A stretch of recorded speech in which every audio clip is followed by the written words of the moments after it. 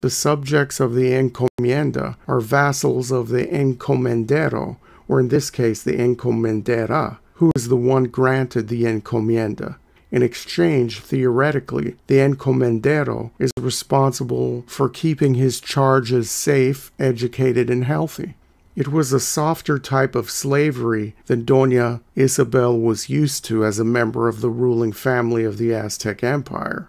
By giving her such a large encomienda, Cortés was further legitimizing and perpetuating the nobility of the old Aztec system and was gently folding it into the new Spanish imperial system.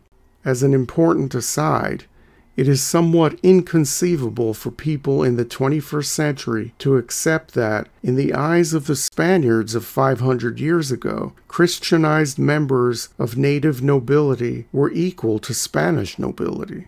Cortés granted Doña Isabel's husband the title of Visitador Real, and with that title came the responsibility of overseeing the Christianization and the overall well-being of the native populations of New Spain. He was part auditor and part investigator in the name of the Spanish king.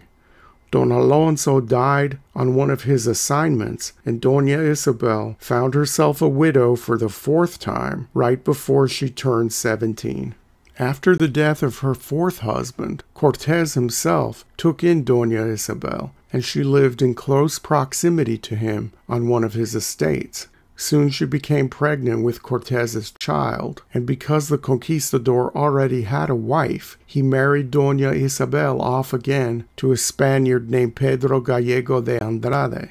When Cortés's child was born, a girl, they named her Leonor Cortés Moctezuma, and Doña Isabel refused to recognize her as legitimate. Cortés, however, accepted Leonor as his own and ensured that she had a good life and that she would be well provided for through inheritance on both sides of her family. In 1530, Doña Isabel had a son with her 5th husband, a boy they named Juan de Andrade Gallego Moctezuma.